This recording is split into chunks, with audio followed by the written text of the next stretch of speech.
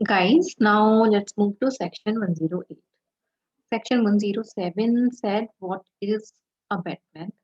108 says who is a abettor. तो मैंने यहाँ पे पूरी डेफिनेशन नहीं लिखी है अबेटर की, मैं वो बेयर एक्ट से पढ़ के एक बार और बताती हूँ। आप लोग प्लीज अपने बेयर एक्ट साथ रखिएगा। तो abettor is a person abets an offense who either abets the commission of an offense। तो यहाँ से मैंने लिखा हुआ है, मैंने बस स्टार्टिंग के वर्ड्स नहीं लिखे हैं। A person abets an offense who either abets the commission of an offense। ये रहा। अबेटर इज पर्सन, तो अबेटर वो पर्सन है जो ऑफेंस का कमीशन कर रहा है और the commission of an act which would be an offense if committed by a person not suffering from any physical or mental capacity।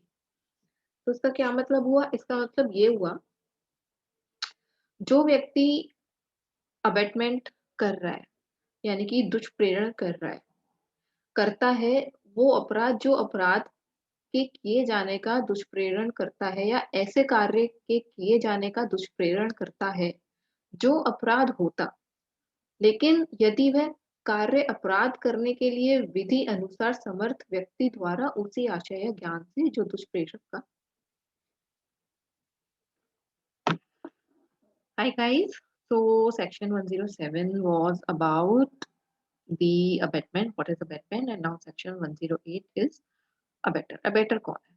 तो abetter is a person who abets a commission of an offense। अपराध के किए जाने का दुष्प्रेरण करता है या फिर कमीशन ऑफ एन एक्ट जो कि ऑफेंस होता, which would be an offence if committed by a person not suffering from any physical or mental capacity। वह अपराध होता अगर वो है अपराध किसी ऐसे पर्सन से कराया जाता जो कि सेन होता, यानी कि वो किसी मेंटल या फिजिकल कैपेसिटी से सेन होता। ठीक है, तो अब इसका मीनिंग क्या हुआ? इसका मीनिंग हम एक एग्जाम्पल से समझेंगे कि मान लीजिए ए ने बी को इंस्टिगेट किया और बी जो है वो कौन है? वो एक ल्यूनेटिक पर्सन है। ठीक है, तो ए ने बी को, एक ल्यूनेटिक पर्सन को बोला कि तू सी को मार दे और बी ने सी को मार दिया। अब यहाँ पे बी जो है वो तो ल्यूनेटिक पर्सन हो गया, तो इसीलिए वो एक्सक्यूज हो जाएगा। कहाँ एक्सक्यूज होगा? वो हो जाएगा एक्सक्यूज सेक्शन 84 में जो एक्सेप्शन है आईपीसी के, यानी कि जो ल्यूनेटिक पर्सन है, जो माइनर पर्सन है, उन्हें एक्सेप्शन है कि वो क्राइम नहीं कर सकते। वो तो वहां पे सेव हो गया। ठीक है, क्योंकि उसको पता ही नहीं है वो ल्यूनेटिक है, वो क्या कर रहा है, he is not aware of it now. तो इसीलिए वो जो उसने मर्डर किया है वो उसके लिए लायबिल नहीं होगा। लेकिन अब ए के ऊपर क्या ऑफेंस बनेगा? ये मैंने 107 में भी समझाया था कि अबेटमेंट अपने आप में एक ऑफेंस है और इंस्टिगेशन में ऑफेंस हुआ हो या ना हुआ हो और जिससे अबेट कराया जा रहा है उसकी इंटेंशन अगर नहीं है तो वो लायबिल नहीं होगा। लेकिन अगर आपने अबेटमेंट कर दी उसके बावजूद अबेटमेंट एक ऑफेंस। ठीक है, तो इसीलिए अब इसमें आप ये देख रहे हैं commission of an act which would be an offense if committed by a person not suffering from any physical or mental capacity। तो यहाँ पे जो मैंने एग्जांपल दिया है इसमें जो वो पर्सन है वो he is suffering from mental capacity. ठीक है, तो इसका मतलब यही हुआ कि वो सफर कर रहा है, तो अब ए का क्या होगा? तो यहाँ पे ए ने he has abetted the commission of the offence of killing. ठीक है, because it is an offense if committed by, because it is a offense। अगर यह ऑफेंस किसी ऐसे पर्सन से करवाते जो कि ल्यूनेटिक नहीं होता तो भी ये ऑफेंस होता। तो जो खाली सब्सिक्वेंट नॉलेज है ऑफेंस की वो कोई मैटर नहीं करती है। इसीलिए इसमें जो है जो कन्विक्शन होगा, तो जो कन्विक्शन होता है एबेटर का वो किसी प्रिंसिपल के, जो प्रिंसिपल मतलब जिसने जिससे उसने एक्ट करवाया है उसके ऊपर जिम्मेदारी नहीं होता। यानी कि conviction of an abettor is not dependent on the conviction of the principal और द पर्सन अबेटेड। ठीक है, तो फिर a person who has been convicted of an offense in principal, वो भी he can not be punished as an abettor also, तो it is vice versa. So this is the meaning of section 108. Now in section 108 के there are 5 explanation to this section. वो क्या है? उससे पहले हम ये देख लेते हैं, ये जो ऊपर ये जो पूरा सेक्शन जो 108 है, इसका मतलब ये भी हो सकता है, अगर आप सिंपल लैंग्वेज में समझना चाहें, कि अबेटर यहाँ तो बता दिया कि he is a person commission, ये हो गई आपकी एक लीगल डेफिनेशन की तरह। लेकिन अगर आप सीधे सीधे शब्दों में समझना चाहते हैं कि अबेटर कौन है, तो अबेटर वो है जो कि इंस्टिगेट करता है, एड करता है, या फिर किसी कॉन्स्पिरेसी में एंगेज करता है for the commission of the offence under section 107। और an act done after an offense is complete अगर which might help an offender does not amount to abatement। तो अगर कोई एक्ट हो गया है after the commission of an offence, उसके बाद भी कोई एक्ट हुआ है, तो अब ये नहीं है कि अबेटमेंट होती ही जाएगी, फाइनल एक्ट हो गया, अब उसके बाद ये पूरा प्रोसेस खत्म हो गया है। Let's come to explanation 1। So explanation 1 मैं एक बार रीड आउट करती हूँ। The abatement of the illegal omission of an act may amount to an offence, though the abater may not himself be bound to do that act. The abatement of the illegal omission of an act may amount to an offence, although the abater may not himself be bound to do the act. इसका मतलब जो एक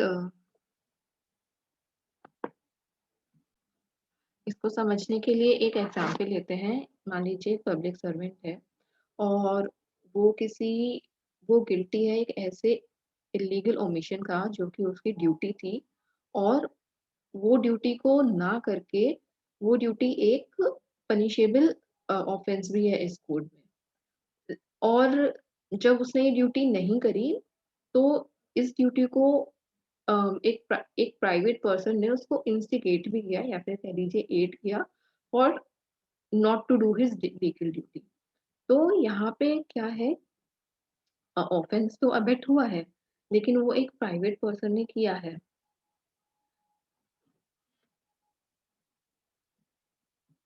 लेकिन वो private person ने कोई लायबिल नहीं है उस वाले ऑफेंस के लिए जो कि पब्लिक सर्वेंट ने नहीं किया। सो हियर दो दो दो the abettor being a private person, he could not himself have been guilty of illegal omission of that duty.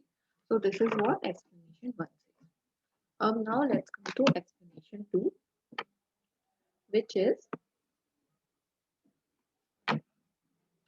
is to constitute the offense of abatement, it is necessary that the act abetted should be committed, or that the effect requisite to constitute the offense should be caused. इसको भी example से समझते हैं। मान लीजिए A instigates B to murder C, लेकिन B ने murder करने से मना कर दिया। तो अब अगर B ने मना कर दिया, उसके बाद भी A is guilty of abetting B to commit murder।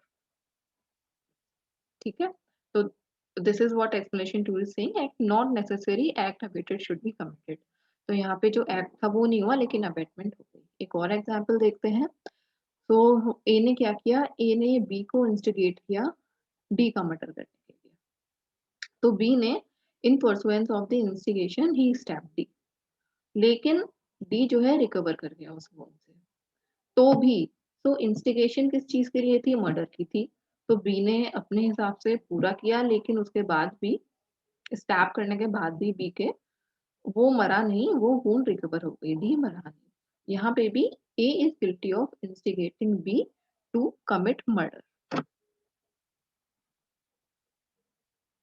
Explanation 3 पे आते हैं, मैं बुक से पढ़ती हूँ। It is not necessary that the person abetted should be capable of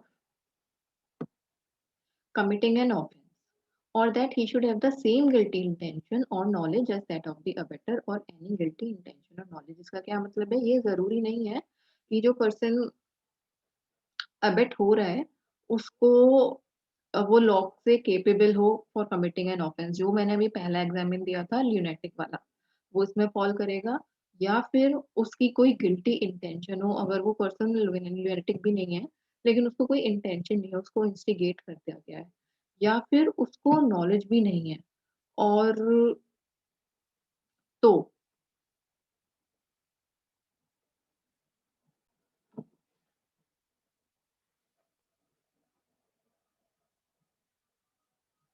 तो एक्सप्लेनेशन 3 सीधे-सीधे ये कह रहा है कि जो ऑफेंस को अ, पूरा करेगा, जिसको अबेट किया गया है, ज़रूरी नहीं है उस पर्सन को इंटेंशन हो या फिर वो कैपेबल हो एज़ पर लॉ ये ऑफेंस करने की या फिर उसे नॉलेज हो।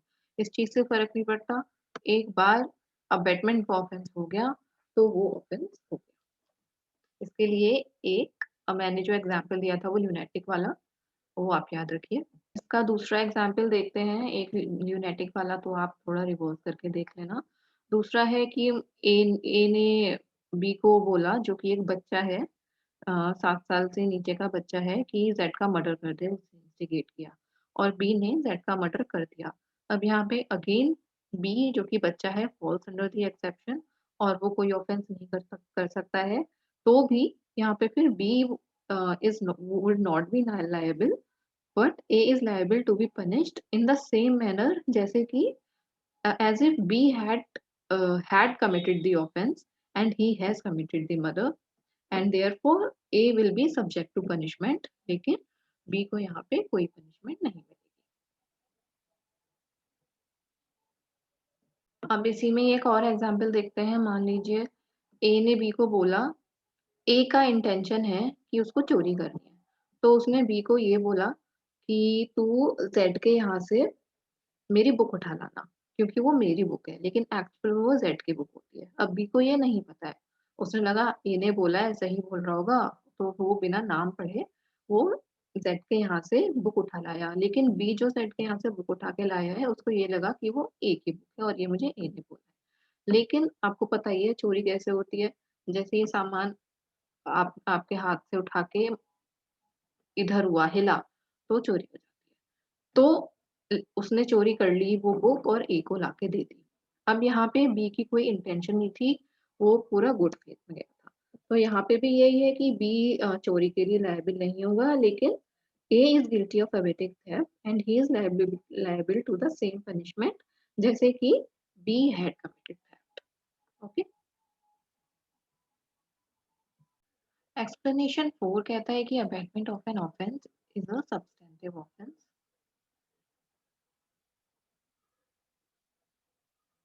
Is a substantive offense and it is क्यों है सब्सटेंटिव ऑफेंस क्योंकि अपने आप में ही ऑफेंस है और इस सेक्शन 40 के अंदर कवर हो चुका है, ये मैंने पहले भी बताया था।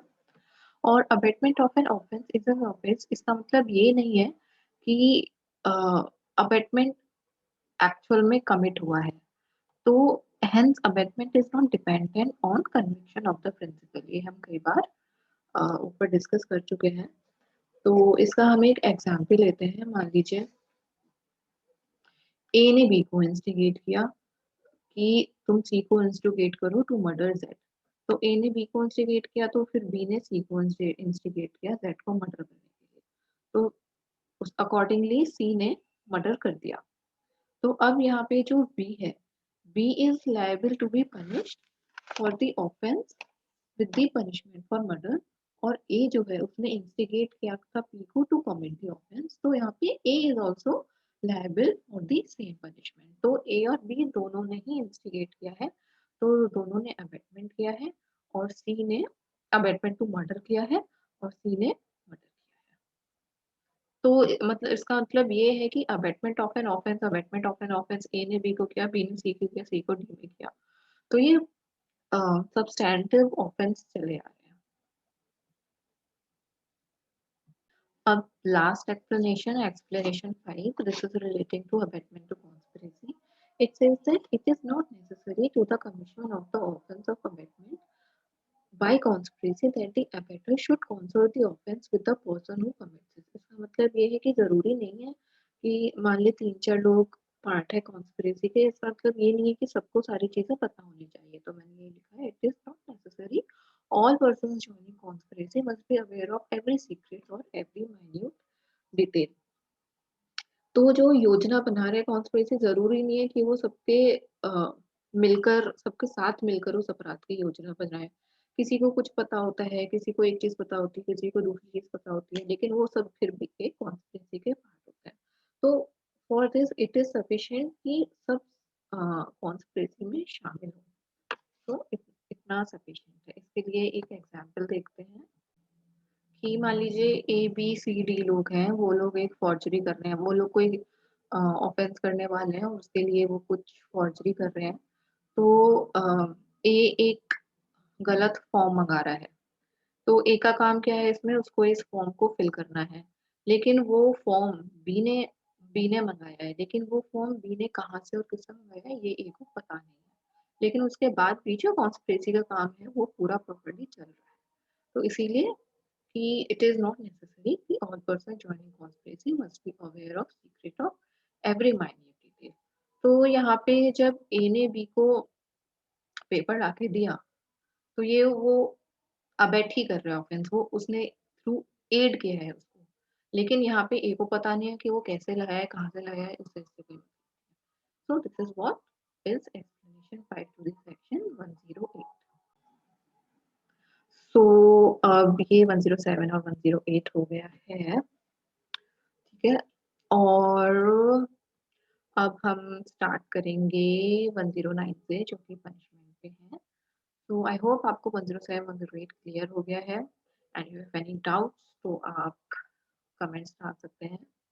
और please if you like the video, please click the like button